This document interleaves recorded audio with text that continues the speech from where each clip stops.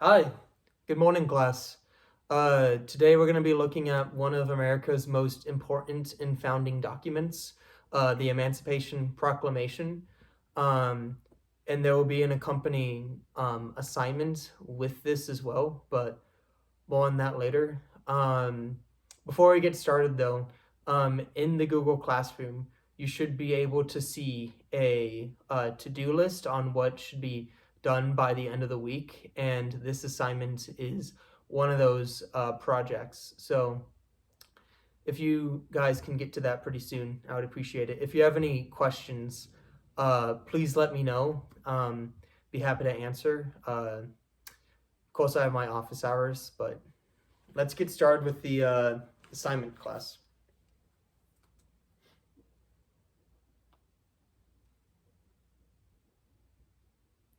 All right. So, issued by President Abraham Lincoln on January 1st, 1863, it declared that enslaved people in the Confederate States were to be set free. This marked a turning point in the Civil War, reframing the conflict as not just a fight to preserve the Union, but also a struggle for human freedom.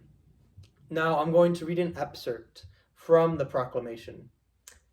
That on the first day of January in the year of our Lord, 1836, 63, all persons held as slaves within any state or designated part of a state, the people whereof shall then be in rebellion against the United States, shall be then henceforth forward and forever free. Lincoln also emphasizes in his speech, and I thereby enjoin upon the people so declared to be free to abstain from all violence unless in necessary self-defense, and I recommend to them that in all cases, then when allowed, they labor faithfully for reasonable rate wages. This document was not just a call for freedom, but a legal and moral statement about equality and justice. Now that you've heard part of the Emancipation Proclamation, let's analyze its meaning and impact. For today's assignment, I want you to think critically about the following questions.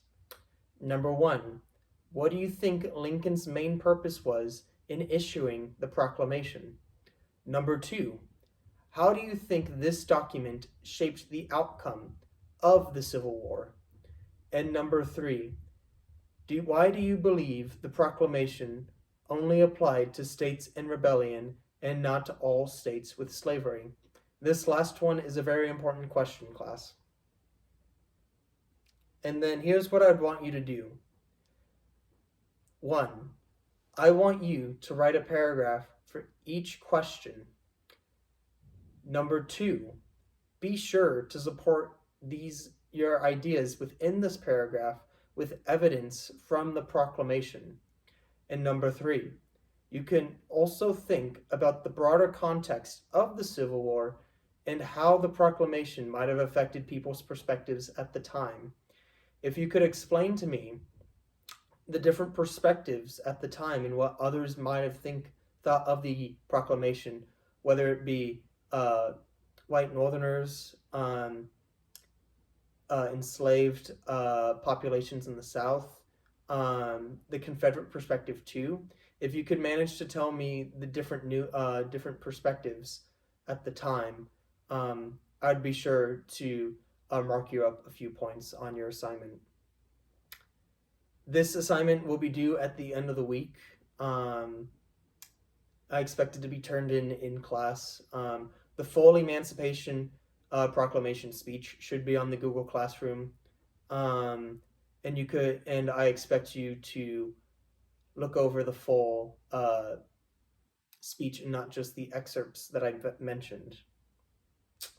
But overall, class, the importance to why we're studying the Emancipation Proclamation is that it's more than just words on paper. It's a symbol of change, resilience, and the ongoing fight for equality. And I can't wait to hear your guys' interpretations on the Emancipation Proclamation. Remember, again, to turn them in at the end of the week.